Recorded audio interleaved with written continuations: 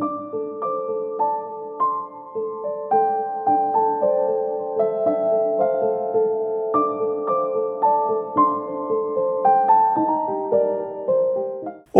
meus nobres e queridos amigos inscritos e membros do canal Spook Houses, Casas Assombradas.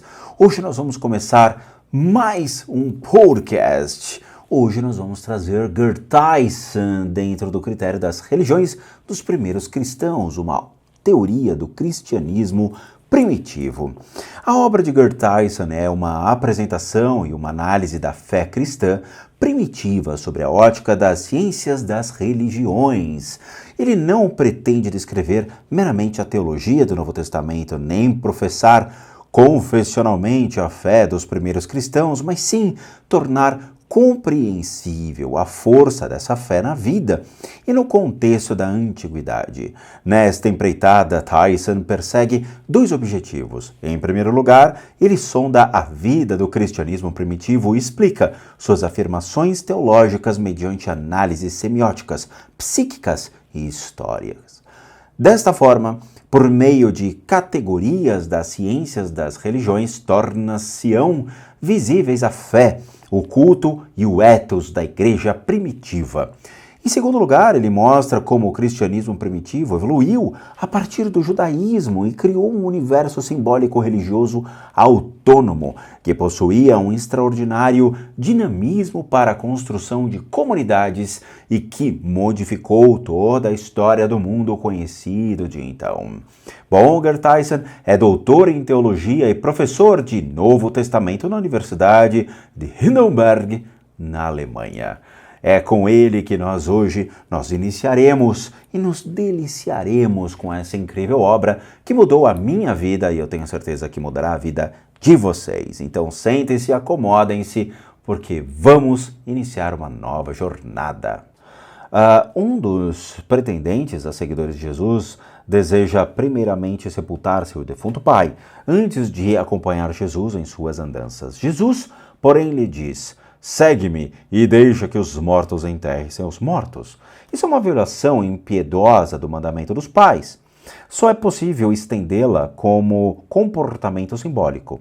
Assim como Oséias deveria desposar uma adúltera, não a fim de legalizar o adultério, mas para transmitir sua mensagem a respeito do amor de Deus por um povo adúltero. Da mesma forma, o discípulo deve formular a mensagem. Em Jesus, apareceu uma pessoa que compromete incondicionalmente, que invalida até mesmo o mandamento dos pais. O reinado de Deus que ele encarna tem absoluta primazia. Mais adiante diz a Torá: não matarás. Jesus, porém, aguça esse mandamento na primeira antítese do Sermão da Montanha, à medida que ele também inclui o âmbito da ira, como impulso a matar. Aquele que se enfurece contra seu irmão torna-se culpado. No entanto, esse dito se contrapõe a uma narração como a da purificação do templo, na qual vemos Jesus agir movido por uma ira santa, com violência. Ele expulsa do templo os comerciantes de animais sacrificais e os cambistas. Aquilo que é válido no que diz respeito à ira contra o irmão perde o valor quando se trata de instituições, de relações institucionalizadas. Aquela ira que deve ser dominada em relação ao semelhante concreto é aqui permitida e necessária? Ou a exigência abstrata do dito é corrigida mediante o realismo da narrativa? Além disso, diz a Torá: não cometerás adultério. Também este mandamento é aguçado por Jesus no Sermão da Montanha. Já deve ser válido para a cobiça interior em relação a outra mulher. Aquele que olha para uma mulher a fim de desejá-la, já adulterou com ela em seu coração. Igualmente austero é o dito sobre os eunucos, o qual louva o celibato. A esses ditos contrapõem-se narrativas que acentuam certa tolerância sexual. Mesmo quando se trata de narrativas frequentemente tardias, nelas pode ter-se conservado um traço de atitude de Jesus. Jesus livra uma adúltera da lapidação por parte de um bando de homens. Ele defende a grande pecadora que dele se aproxima na casa de um fariseu. Aqui a razão para a diferença das afirmações pode encontrar-se na diversidade dos destinatários. A severa moral sexual dos ditos dirige-se claramente aos homens. Apenas a eles se aplica a palavra sobre os eunucos. Tem-se somente a eles em mente quando se trata do adultério mediante o olhar cobiçoso para uma mulher estranha. A moral sexual tolerante das narrativas, porém, apresenta-se defensora das mulheres. Esta assimetria faz bastante sentido. Mais adiante diz a Torá, não cobiçarás os bens de outra pessoa. Jesus, porém, agudiza esse mandamento com o desafio à renúncia do dinheiro. Ninguém pode servir os dois senhores, a Deus e o dinheiro. A probabilidade de os ricos entrarem no reino de Deus é pequena. Contudo, uma narrativa informa despreocupadamente que Jesus se fez convidar e acolher por um rico cobrador de impostos. O juízo negativo sobre a riqueza não diz respeito à pessoa dos ricos, muito menos quando eles se preocupam em socializar a riqueza e em compensar danos provocados por exploração.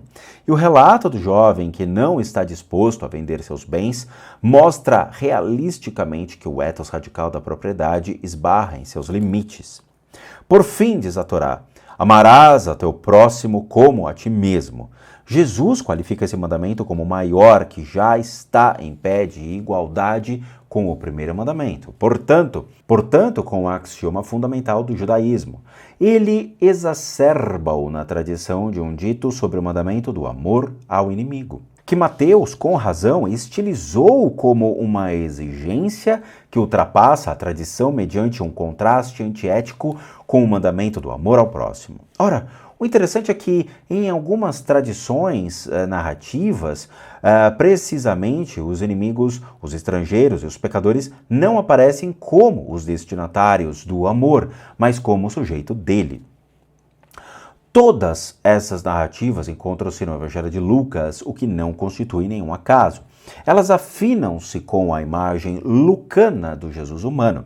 Assim, no relato do centurião de Cafarnaum, aparece um inimigo, um pagão, possivelmente oriundo do exército romano e que agora serve sob as ordens de um príncipe romano. Dele se diz expressamente que ama o povo judeu, como demonstra na sinagoga que mandara construir. Mais adiante, no relato do samaritano, encontra-se um estrangeiro. Embora a questão do amor ao próximo pareça primeiramente visar a extensão do amor ao próximo a esse estrangeiro, a força da história é precisamente essa. Esse estrangeiro mesmo é o praticante exemplar do amor. Ele não é destinatário, mas assim o sujeito do amor. Por fim, na narrativa da mulher do banquete de Simão, aparece uma grande pecadora. Também aqui não se trata de demonstrar amor por ela. Antes, ela é apresentada como paradigma daquela que ama. Aquilo que Simão, o anfitrião, negligencia, ela realiza com lágrimas, beijos e gestos. De fato, ela muito amou. Encontramos, portanto, ao lado do outro, um ethos radical, em formas de ditos, e um ethos realista, a miúde, porém, nem sempre em forma de narrativa. Nesta proximidade pode-se espelhar o contraste usual entre um ethos proclamado e um ethos vivido. Mas isso não explica tudo. É por demais evidente que também as narrativas, com frequência, estão prenhes de um ethos radical da exigência. De vez em quando parece existir um sentido mais profundo por trás da aproximação de ambas as formas da radicalização, visto que as exigências radicalizadas são irrealizáveis. Cresce a consciência de que nenhuma é perfeita. E, consequentemente, ninguém tem o direito de estigmatizar o outro ou os outros como transgressores de normas, seja um grupo marginal do próprio povo, sejam estrangeiros fora do próprio povo. Por isso, não pode ser mero acaso o fato de a radicalização da proibição de matar e de cometer adultério não seja formulada como imperativo. Não se diz não deves irar-te ou não deves olhar para uma mulher com olhos de cobiça sexual. Diz antes que se irrita torna-se culpado. Todo aquele que olha para uma mulher com desejo libidinoso já cometeu adultério com ela em seu coração.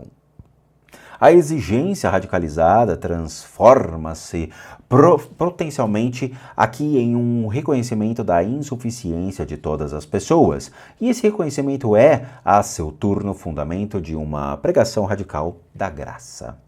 A essa dupla radicalização do ethos, tanto na direção de uma consequente austeridade quanto na de uma insuportável disponibilidade para o perdão, é o desdobramento de possibilidades que já existiam na tradição judaica.